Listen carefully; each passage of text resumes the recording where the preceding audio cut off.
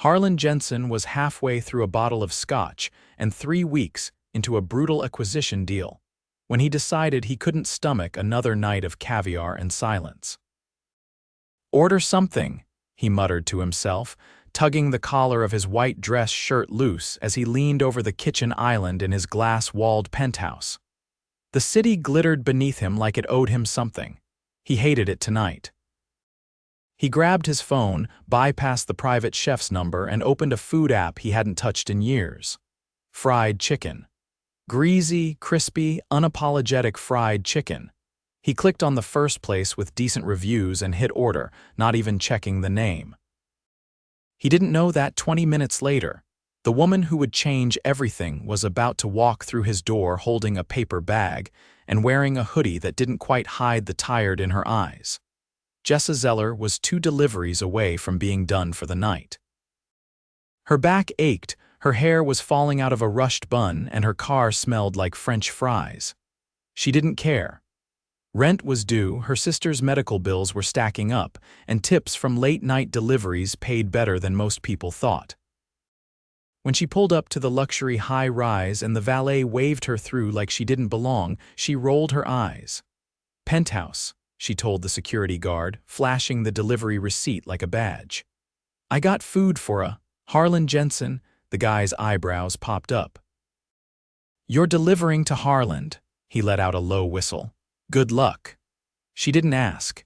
She was too tired to care who Harland was. The elevator doors opened into a space bigger than her entire apartment.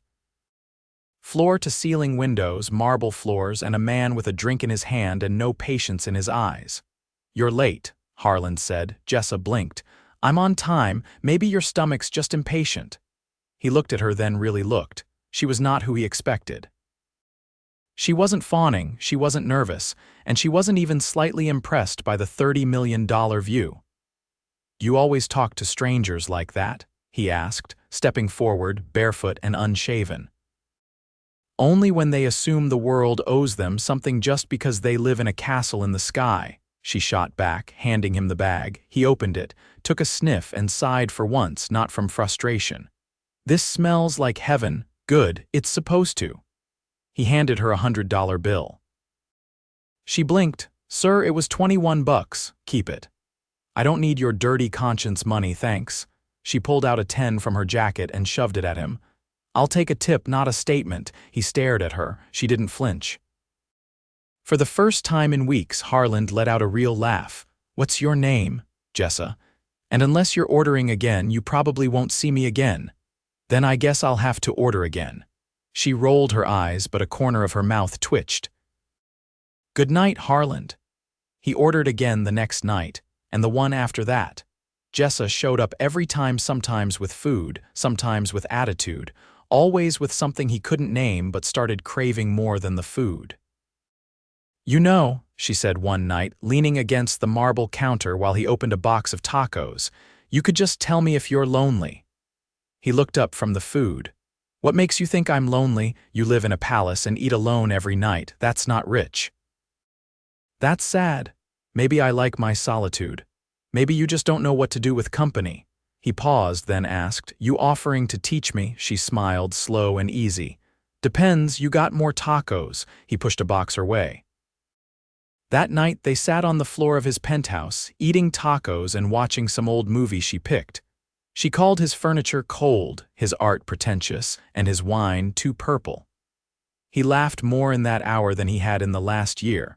A week later, she didn't come. He waited, pacing. His assistant called the restaurant and reported that their driver had called in sick. Harland called the restaurant himself. "Jessa," he said when someone finally answered. "Is she okay?" There was a pause. "Her sister's in the hospital." She called off indefinitely. He hung up without a word. Then he put on a coat, took the elevator down, and drove himself something he hadn't done in years to the dingy address listed on her delivery profile. He knocked. A curtain shifted. She opened the door in sweatpants, her face pale and tired. "Harland, I brought food," he said, holding up a bag. She stared at him like he was a hallucination. "You found my address. You gave it to me, technically." She stepped aside. The apartment was small, clean but worn. A girl lay sleeping on the couch, hooked up to a small oxygen machine. My sister, Jessa said quietly. Tori. He looked at the girl, then back to Jessa. What's wrong? She hesitated, then said, cystic fibrosis. She's stable now, I just couldn't leave her. You could have told me. I didn't think you'd care, I do. He meant it and she saw it. Something in her face softened. Thanks for the food, she said. I didn't just come for that. Then why? Because I missed you. She folded her arms, unsure. You're a millionaire. He stepped closer. And you're the only person in this city who makes me feel like I'm not drowning in it.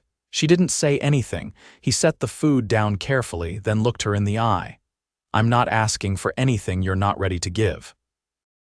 But I'm not going to pretend this isn't something. Whatever this is, I want more of it. Jessa's voice was quiet. I don't date rich guys. Why not? Because they always think they can buy love. He reached out, brushing a strand of hair behind her ear. Then it's a good thing I'm not trying to buy it. Her breath caught, and for the first time she didn't push him away. Jessa didn't answer right away. Her fingers toyed with the drawstring of her old sweatshirt, eyes flicking to the couch where her sister slept. A quiet hum from the oxygen machine filled the space between them. You don't know me, she said finally. Harland didn't move from where he stood near the door. I'm trying to. She crossed her arms, not in defiance, but like she was holding something in. People say things in moments like this. When they feel something and don't quite know what it means yet. Is that what you think this is? I think you're used to getting what you want. Her voice wasn't angry, it was tired but still sharp. I'm not something you can schedule between meetings and dinner reservations. I canceled 3 meetings just to stand here, he said. You think I do that often? She gave him a look. You don't strike me as the type who cancels anything. I don't. Until now. Jessa's gaze dropped to the floor, then slowly rose again. You're not like the people I've known. Then tell me what kind of people you've known. She hesitated, then walked to the small kitchenette and opened the fridge. You want water or? I have tap. Tap's fine. She handed him a glass, the rim chipped. He took it without a word, then leaned against the edge of the counter, watching her. My dad left when I was 10, she said, not looking at him. My mom worked night shifts until she got sick. Then it was just me and Tori. He listened, saying nothing. I've worked every job you can imagine, waitressing, cleaning houses, temp gigs, even handing out flyers in the rain. This delivery job. It's the only one that lets me stay flexible enough to look after her. How long has she been sick? Since she was a baby. It's manageable if we stay on top of her meds and appointments, but insurance doesn't cover everything. Her jaw tightened. I didn't invite you here for pity, Harland. You didn't invite me at all, he said gently. That earned the faintest laugh. True. I'm not here out of pity. I'm here because I haven't stopped thinking about you since the night you told me my wine was too purple. Her eyes finally met his, and there was something searching behind them. So what are you doing now? Just showing up like some rich knight with a bag of noodles, hoping I fall into your arms. I didn't bring noodles, he said. And I'm not hoping, I'm asking. Ask what? Let me be part of your life, whatever that looks like. I don't care if it's messy or difficult. I want in. She stared at him, unreadable, then turned to check on her sister. The girl stirred slightly but didn't wake. I'm not sure what that even means right now, she said finally. Then let's figure it out. She didn't say yes, but she didn't send him away either. By the next morning, he had arranged for a private nurse to stop by the apartment once a week, paid anonymously through a nonprofit he'd quietly started years ago. Jessa didn't know yet. He wasn't keeping secrets. He just wasn't ready to turn support into obligation. Later that week, Harland invited her to lunch. Not dinner. Not some extravagant late-night affair. Lunch in a quiet cafe on a tree-lined street near the hospital where her sister had appointments. This place doesn't even have a wine list, she said, sitting across from him beneath a striped awning. I know. That's why I picked it, she raised an eyebrow. I wanted to meet you somewhere that didn't scream me, he explained, setting his phone face down and ignoring the buzz from his assistant. Somewhere we could just talk. She tilted her head. Is that something you're good at? I'm finding out. They talked about books. She liked thrillers, he preferred historical biographies. They disagreed on music. He detested pop.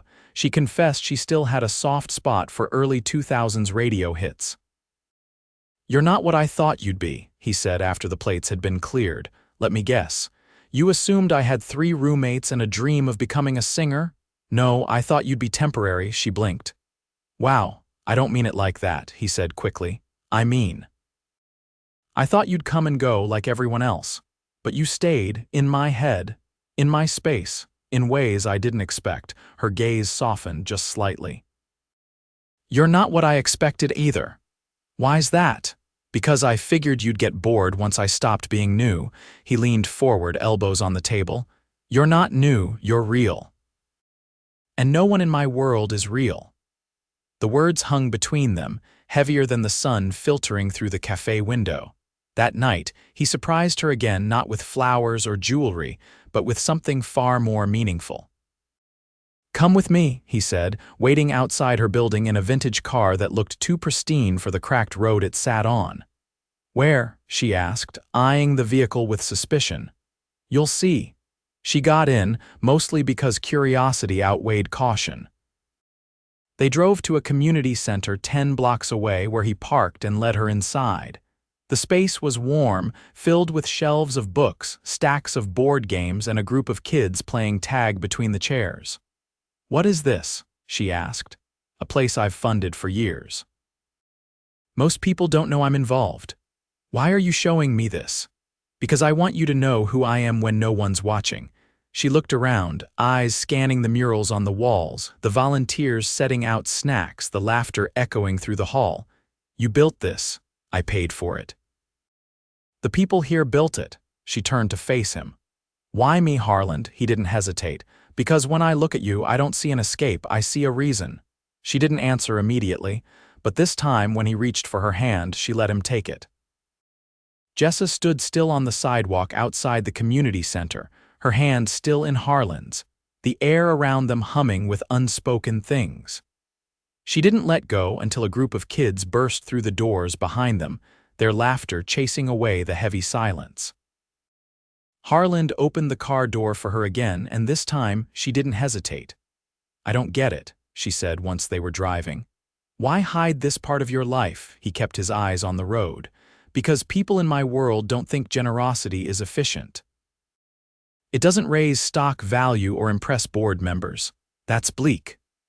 I didn't say they were wrong, just that I stopped caring about their opinions a long time ago. She watched him for a long moment. You ever think about walking away from all of it, every day? But I built something I can't just abandon. Hundreds of people rely on my company. Thousands if I count the families behind the jobs. So you're stuck. I'm responsible. Jessa leaned her head against the window, watching the buildings slip past. That's a heavy way to live. He glanced at her. What would you do if you weren't constantly worried about bills and hospital visits? She let out a low breath. I used to want to be a teacher. Something about the idea of building someone else's future instead of just surviving mine felt. Good. What stopped you? Tori got worse. I couldn't manage the schedule and the classes and still be there for her. Would you go back if you could? I don't know. I guess I stopped letting myself think that far ahead. They didn't speak again until he pulled in front of her building. She reached for the door handle, then paused. You could have just stayed that night. Let the silence keep you company, but you came looking. I wasn't ready to lose the only thing in my life that wasn't performative. She opened the door and stepped out, then turned back to him. You say stuff like that, and I forget you probably have a yacht named after yourself. I don't. It's named after my mother. That took her by surprise. He smiled faintly, not sly, not performative, just real. Good night, Jessa. She stood there, watching the car disappear down the street longer than she meant to. The next weekend, he left a note with her favorite sandwich place. No flowers, no name, just a note that said, Saturday, 3 p.m. Dress for something you've never done before. Jessa almost ignored it. But when the sandwich shop owner handed it to her with a knowing look and added, He's been in 3 times this week just to get this right, she changed her mind. When Harland arrived, he didn't bring a limousine or a driver. He pulled up in a battered Jeep that looked out of place beneath the cracked awning of her building. "You drive this?" she asked, eyeing the rusted side mirror. "Only when I want to be reminded I'm not made of marble." He drove them out of the city, down winding roads that eventually opened into a field of tall grass and a line of horses grazing under the afternoon sun. "You're kidding," she said, stepping out slowly. "I grew up around horses. Figured it might be something new for you. I've never even sat on one. Then today's your day." The stable manager, an older woman with sun-worn skin and a warm laugh, greeted them and handed over two calm, well-trained horses. Jessa hesitated near the saddle, running a hand along the horse's neck. "What if I fall on my face? Then I'll fall with you," she shot him a look. "You better not." He helped her up, careful not to overstep, and rode beside her as they followed a narrow path through the woods. The ride was quiet at first. Birds chirped overhead and the wind stirred the leaves in gentle whispers. Then Harland said, "My mom died when I was 16. She loved this place. Used to tell me the world got too loud for people who actually felt things." Jessa didn't respond right away. She just listened. She believed in quiet endings, said not everything had to be fixed, some things just had to be witnessed. "What happened to her?" Jessa asked softly. "Cancer. She didn't tell anyone until it was too late, said she didn't want to become a project." Jessa swallowed. "I get that. I figured you would." They rode in silence after that, the kind that doesn't need filling. When they returned to the stable, the sky was starting to turn pink. Harland helped her down from the saddle, and when her feet hit the ground, she didn't let go of his hand. "Thank you," she said, "for today, for not making it about money." He leaned in slightly, his voice low. "I could spend every dollar I have and still never buy a moment like this." That night, Jessa found herself standing in her tiny kitchen, staring at a vase of wildflowers Harland had picked at the edge of the field and tied with a piece of string, not roses, not lilies. Just wild, unpolished, and entirely unexpected. The next day she called him. "I want to take you somewhere. Anywhere." She brought him to her neighborhood library, not the sleek, modern kind, but one with creaky floors and mismatched chairs. She introduced him to a librarian who greeted her like family. "Harland," she said as they wandered between aisles, "these books raised me. When I couldn't afford tutors, when school got too crazy, when I needed answers, this is where I came." He ran a hand along a shelf of worn spines. "What were you looking for?" "Hope, and maybe a little escape." He picked up a copy of a battered novel with a faded cover. "Did it work?" "Some days." They sat on the floor between the shelves, knees touching, reading passages aloud to each other and laughing at the dramatic prose of old romance novels. For once, there were no suits, no penthouses. Just two people in a quiet space, sharing something that didn't need to impress anyone. As they walked out into the twilight, Harland turned to her. "I've been thinking," he said. "About what you said about teaching." "Yeah, I could help with that, quietly, no strings. Just a door you could open if you wanted." She didn't answer right away, but she didn't say no. Instead, she slid her arm through his and said, "Let's talk about it over coffee." But not the overpriced kind. He smiled as they walked under the streetlight, their shadows long and close on the pavement.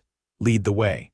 Jessa stood in front of a chalkboard, dry erase marker in hand, a dozen eyes watching her from their mismatched desks. The classroom was small, tucked inside the back of a neighborhood resource center she'd volunteered at for years, but never thought she'd return to like this. Harland sat in the back, arms folded, his gaze steady, not evaluating, just witnessing. After class, as the kids filed out with worksheets half finished and questions tumbling from their mouths, she leaned against the desk and let out a breath she didn't know she'd been holding. "You're good with them," he said, stepping forward. "I forgot how much I loved this." His voice was quieter then. "Would you want more of this? A real program, full curriculum, space that's consistent?" She looked over at him, cautious. You mean, would I want to start something permanent? I mean, would you want me to help you build it? Her brows lifted. You'd bankroll a whole education program just like that? No, he crossed his arms. I'd ask you to design it. I'd fund it, yes, but this wouldn't be a donation. It would be yours, something lasting. She hesitated, then walked to the window. Outside, children played in a cracked courtyard, laughter echoing against the brick walls. I'm not used to people offering me futures, she said softly. I'm not used to offering them, he replied. She turned to face him. You're serious? I don't say things I don't mean. A slow smile touched her lips, wary but real. Then we'd better get to work. Later that night they met at his place, but not the penthouse. He'd begun spending less time there. Instead, he brought her to a quiet townhouse he'd recently purchased in a more modest part of the city, closer to the center, closer to her. This is yours, she asked, stepping inside the warm, wood-paneled entry. Ours if you want it to be, he said, setting his keys on the table. I wanted something that didn't feel like a monument. She ran her fingers along a bookshelf lined with paperbacks, not first editions or autographed copies, just well-loved stories with creased spines. Why this place? Because I want a life that isn't made of glass and marble. I want something that holds people, not just things. She turned to him, brows lifted. Are you asking me something right now? He stepped closer. I'm asking you everything. Jessa's heart tightened. You don't need to rescue me. I'm not trying to. He touched her cheek gently. I'm asking you to build something with me, a life, a home, a future. She looked up at him, eyes searching. You really think we could make that work? I don't think, he said. I know. The next morning they sat on the back steps of the townhouse, drinking coffee from mismatched mugs. Tori was inside, curled up under a handmade quilt on a couch they'd chosen together the week before. The nurse Harland arranged checked in weekly, but Jessa still handled most of the care herself. Only now she wasn't doing it alone. So what happens next? She asked. Harland set his mug down. We launch the program, you hire teachers, I deal with the city permits, we make sure those kids have more than just worksheets, we make sure they have direction. And us, he took her hand. We keep choosing each other. Every day. She looked down at their intertwined fingers, calloused against clean, grounded against powerful. You think people like us can really fit in the same life? I think we already are. A few weeks later, at the soft launch of the learning center they built together, Jessa stood in front of a crowd of parents, kids, and community leaders. She wore a blazer she borrowed from a friend and shoes that pinched. Harland stood just behind her, not in front. Always just behind, ready when she needed him, never crowding her light. She cleared her throat. This isn't about one person's money or another person's story, she said into the mic. It's about what happens when people show up for each other. When we stop pretending we have nothing in common and start building something real. The room burst into applause. Harland's smile wasn't for the crowd, it was for her. After the event, she found him standing by the snack table, his tie loosened, sleeves rolled up. He didn't look like a millionaire tonight. He looked like a man who finally belonged somewhere. She walked up to him and slipped her arm around his waist.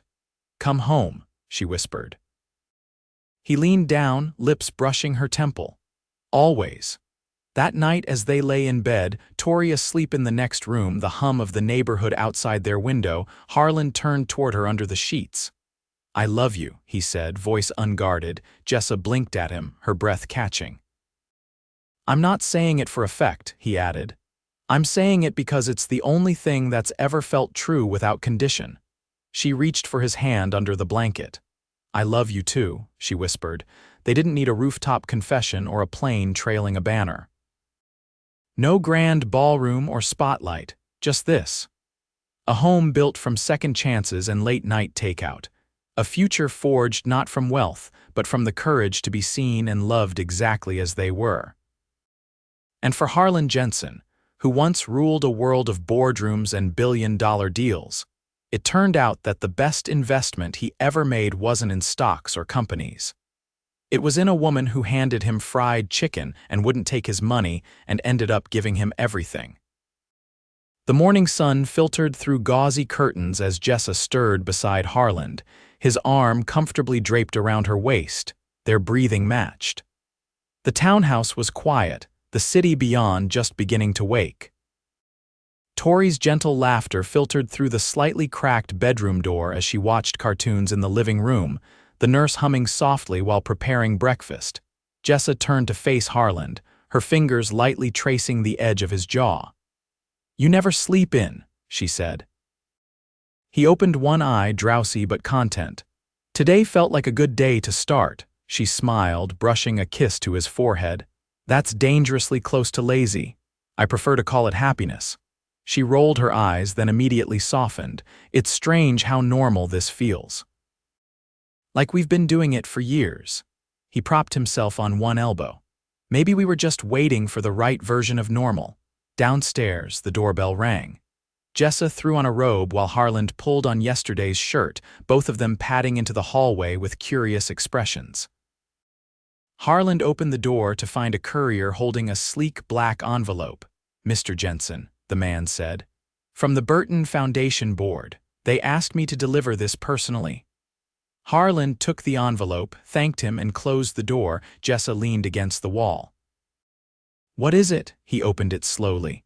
Inside was a letter with a gold crest. He scanned it, then looked up, expression unreadable. "They're offering me the chair position." Her brows rose.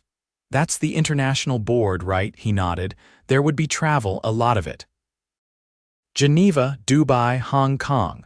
Most of the year would be spent in the air." She crossed her arms. "And they want a decision by the end of the week." She didn't speak for a long moment. Then, "What do you want?" He didn't answer immediately. Instead, he walked to the window, looking out at the little garden they'd started planting together. The soil was uneven, the flowers mismatched, but it was theirs. "I used to think I needed the scale," he said. "The meetings, the power plays, the global reach. But lately, I've been thinking about something else." She waited. "I've built empires," he said. "But for the first time, I want to build a life." She stepped forward, resting her head against his back. "Then tell them no." He turned around slowly, wrapping his arms around her. "I already did." "You what?" "I declined last week. I just wanted to see how I'd feel saying it out loud." She laughed against his chest. "You're impossible. I'm in love," he said simply. That afternoon, they took Tori to her follow-up appointment.